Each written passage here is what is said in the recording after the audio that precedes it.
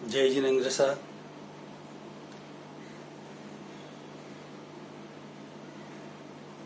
Subject है संवर पूर्वक निर्जरा हो रही है या और कुछ।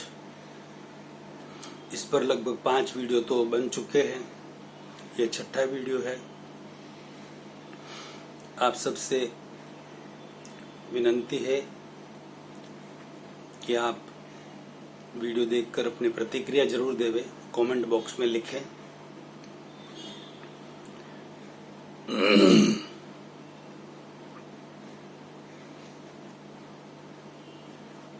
संवर पूर्वक निर्जरा लगभग चतुर्विध धर्म संघ में, लगभग कह रहा हूं मैं, कोई अपने आप पर न ले, लगभग किसी की, फिर श्रावक श्राविका हो, कोई भी चारित्रात्मा हो, साधु साध्वी आचार्य उपाध्याय, नहीं हो रही है। लगभग हो, दोबारा त्रिबार रिपीट कर रहा हूं मैं, हो भी सकती है, लेकिन उसका परसेंटेज बहुत कम, बहुत कम।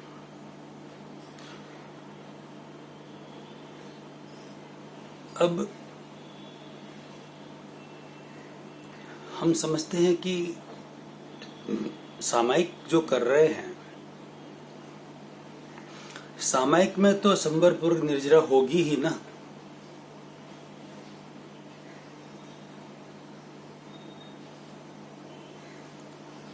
अब ये जो बातें अभी हो रही है या पहले के वीडियो में हो चुकी है, और भी आगे के वीडियो में जो भी ये संवर पर निर्जरा पर जो बातें होने वाली है, जिन जिन भाइयों को, जिन जिन बहनों को, या जो भी चारित्रात्माएं, उन्हें नहीं भी पता हो सकता है, पता होगा भी, तो नए सिरे से इस बात को समझकर अपने प्रवचन में, अपने व्याख्यान में ये क्लेरिफिकेशन करना चाहिए कि एक्चुअल हो क्या रहा है। जो धार्मिक क्रिया आप खुद जो कर रहे हैं और जो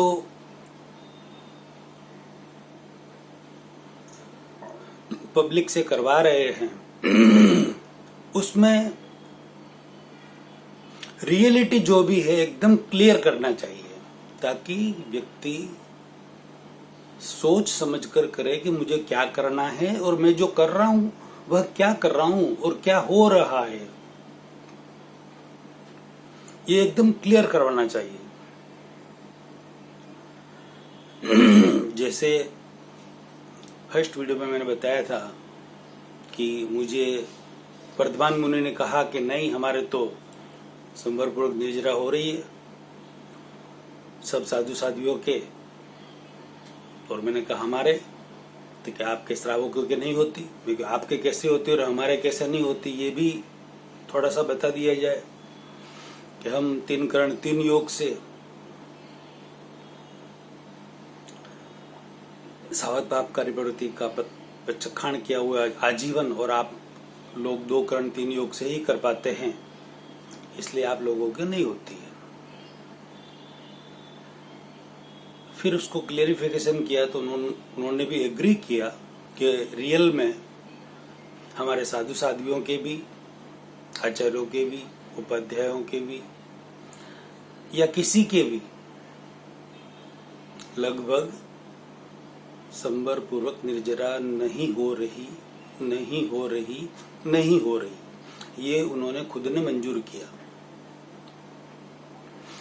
3 तो उनके पास डिग्रियां है, चौथी की वो 3 तो पीएचडी की डिग्रियां, खुद डॉक्टर है वर्धमान मुनि जी। चौथी पीएचडी का कुछ उनका अध्ययन चल रहा है, आगमों का अध्ययन है।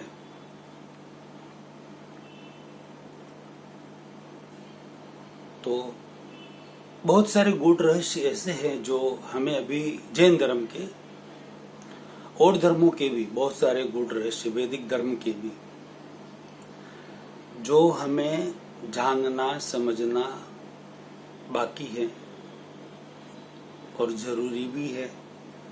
यदि हम अच्छी तरह से उन रहस्यों को समझ सके तो हम अच्छी तरह से जो क्रिया कर रहे हैं वो सोच समझ कर कर सके, और उसका फल क्या मिलेगा वो हमें पता होना चाहिए। उसका रिजल्ट भी अभी पता होना चाहिए हमें कि अभी मिलेगा रिजल्ट, उसका बाद में मिलेगा, अगले भाव में मिलेगा। यहां पर अभी जो आप क्रिया कर रहे हैं उसका रिजल्ट आपको अभी नहीं मिल रहा, अभी आपके जीवन में सुख शांति नहीं है, आनंद नहीं है, चिंता टेंशन तनाव दूर नहीं हुए हैं, तो आप अगले भव में या बाद में इस जीवन में आशा भी नहीं रख सकते कि हमें इसका रिजल्ट आगे और मिलेगा, अच्छा मिलेगा या अगले भव में मिलेगा। यहाँ पर शांति होनी जरूरी है, यहाँ हमें आनंद प्रसन्नता होनी जरूरी है, यहाँ हमारी चिंता टेंशन तनाव डर भय दूर होने जरूरी है। यदि वो होंगे तो हम आनंद पूर्वक आदि व्याधि उपाधि में समाधि पूर्वक अच्छी तरह से जी पाएंगे, और उसकी जो ये क्रिया हो रही है उसी की प्रतिक्रिया इसी भव में और अगले भव में होगी। वर्तमान में सब कुछ पॉजिटिव होना ही चाहिए, हम जो क्रिया कर रहे हैं उसका, यही डेफिनेशन है सारी क्रियाओं का। बस इतनी सी बात यदि कोई समझ ले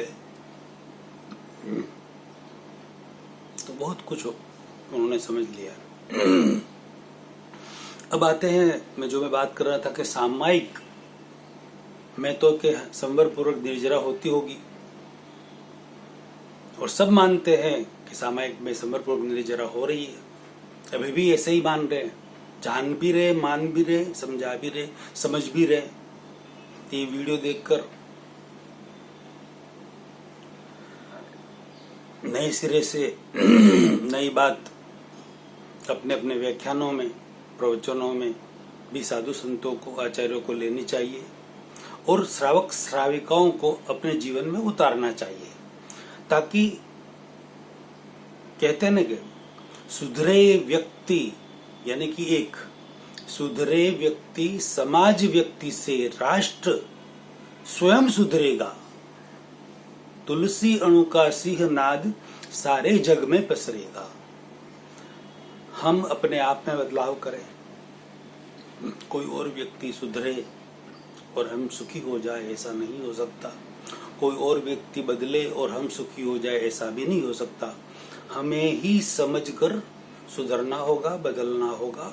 यदि हम बदले, हम सुधरे, तो हमें देखकर पूरा घर, पूरा मोहल्ला, पूरा गांव, पूरा शहर, पूरा राष्ट्र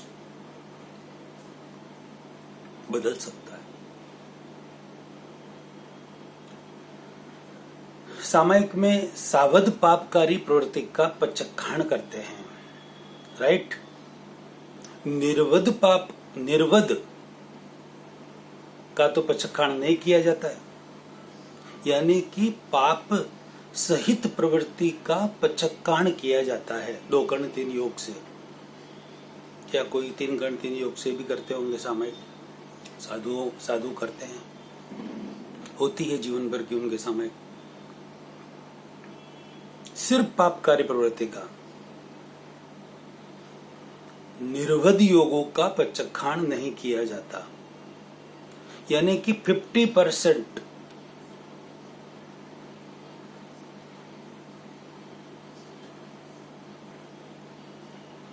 बंध पूर्वक निर्जरा हो रही है, संवर रहित निर्जरा हो रही है। यानी कि आप जो शुभ क्रिया कर रहे हैं उसका बंध हो रहा है, और साथ साथ में पूर्व भव के जो कर्म हम लेकर आए हैं वो निर्जर हो रहे हैं। निर्जर, निर्जरा नहीं, निर्जर, छूट रहे हैं। सादी सिंपल भाषा में छूट रहे हैं।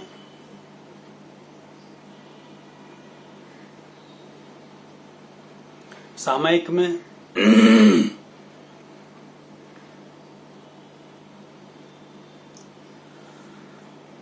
समता की प्रैक्टिस करते हैं, समता रहे उसकी प्रैक्टिस करते हैं। प्रैक्टिस से निर्जरा नहीं होती। दोबारा कह रहा हूं मैं, प्रैक्टिस करने से, समता की प्रैक्टिस करने से शुद्ध निर्जरा, आंशिक भी हो भले वो, 100% शुद्ध निर्जरा नहीं होती। तो शुद्ध निर्जरा कैसे हो? भले वो आंशिक हो, एक अंश मात्र हो। 100% शुद्ध निर्जरा कैसे होगी? उसके लिए आप सामायिक करें, अच्छी बात है, और न करें तो भी कोई दिक्कत नहीं है। आप जब भी क्रोध, मान, माया, लोभ का वातावरण खड़ा हो, उस समय यदि आप समता रखें, उदय कर्म का प्रभाव आपके सामने हो, क्रोध कोई कर रहा है, क्रोध के कारण अनाप शनाप कुछ बोल रहा है, उस समय आप यदि समता रखें, क्या समझकर कि जो ये भाई बोल रहे हैं मेरे ही कर्म है, ये तो निमित्त है। बोलने वाले, कुछ भी बोलने वाले, गुस्सा करने वाले, गाली देने वाले, या XYZ कुछ भी करने वाले, ये सिर्फ निमित्त है, सिर्फ मैसेंजर है, पोस्टमैन है। भूल तो मेरी है, मेरे ही पाप कर्म का उदय है, उसके कारण मुझे ये निमित्त मिले हैं। ये समझकर यदि हम समता रखें,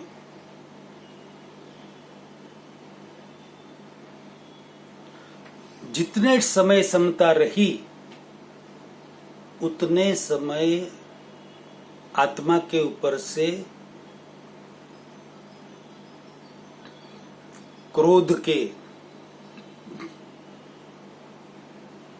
जो आवरण है वो दूर होंगे, आंशिक शुद्ध निर्जरा होगी। हाँ, उसमें भी जो आपने समता रखी है, रखने वाले आप खुद हैं कि मैंने समता रखी, यानी कि कोई कार्य किए आपने, तो वो तो शुभ कर्म का बंध तो हुआ ही, आपको उसका फल आगे भुगतना ही होगा। लेकिन वो आपकी आत्म उज्जवलता के लिए,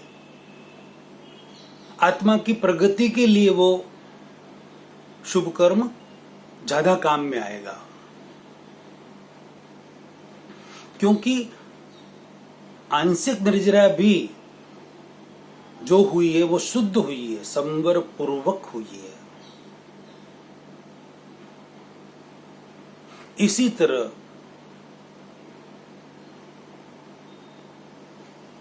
कोई मान दे या अपमान करे तो मान में आप चढ़ न जाएं, अपमान में आप डाउन न हो जाएं, उसका रिएक्शन न दें मान अपमान का,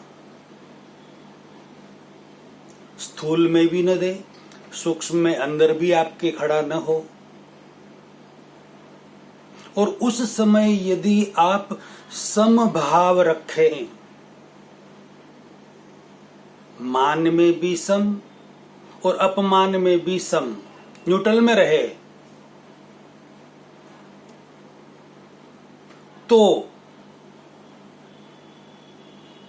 मान के जो परमाणु कर्मों के ऊपर, अरे आत्मा के ऊपर जो आवरण है,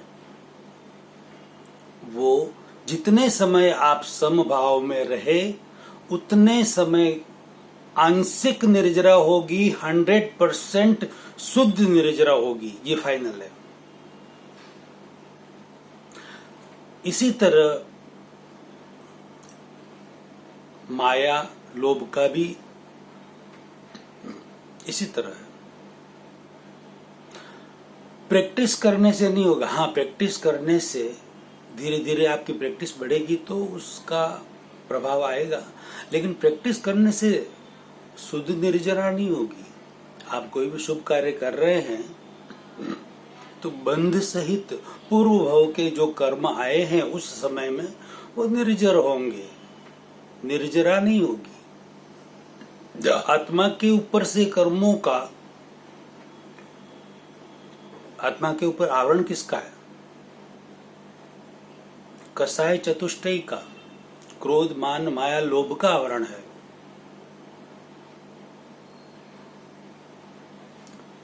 उस आवरण को हटाने के लिए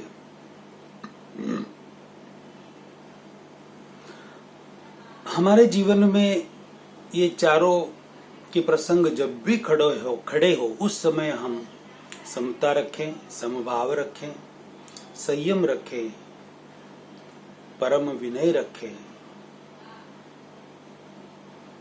हम अपने कर्मों का ही उदय समझें।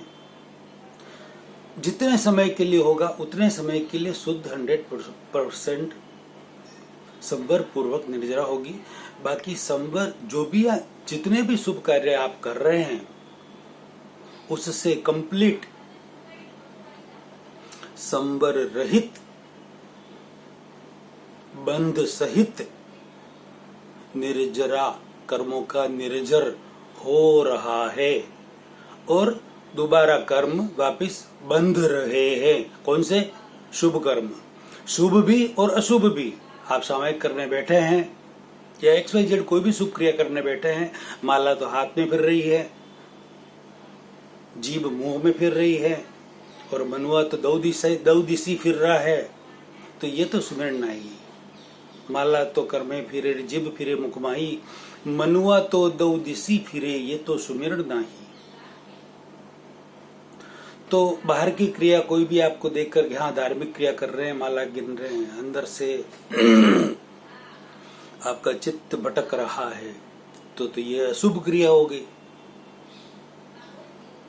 जितने समय आपका एकीकरण रहा, कथनी और करने की समानता रही, उस माला 10 मिनट के अंदर भी, 15 मिनट के अंदर भी, तो शुभ का भी होगा, अशुभ का भी। वापिस शुभ का होगा, वापिस शुभ में आ गए, एकीकरण हुआ।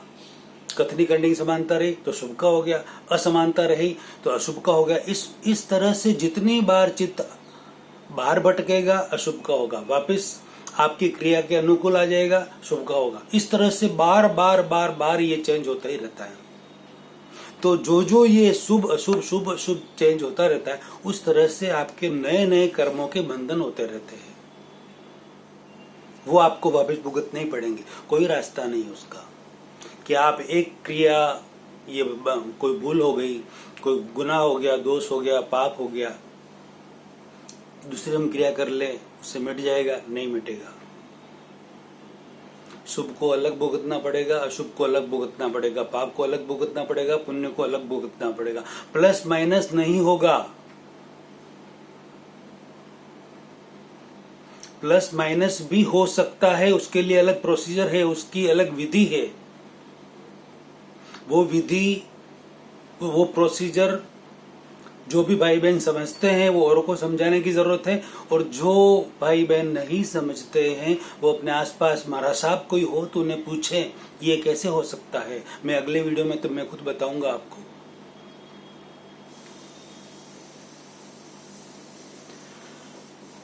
जय जिनेंद्र शाह। वीडियो कैसा लगा अपनी प्रतिक्रिया जरूर देवें। पुण्य के उपार्जन के लिए अनुमोदना कर हजारों लाखों व्यक्तियों में ये वीडियो शेयर करावे। जय जिनेंद्र शाह। अगला प्रवचन अगले वीडियो में संबर और निर्जरा पर ही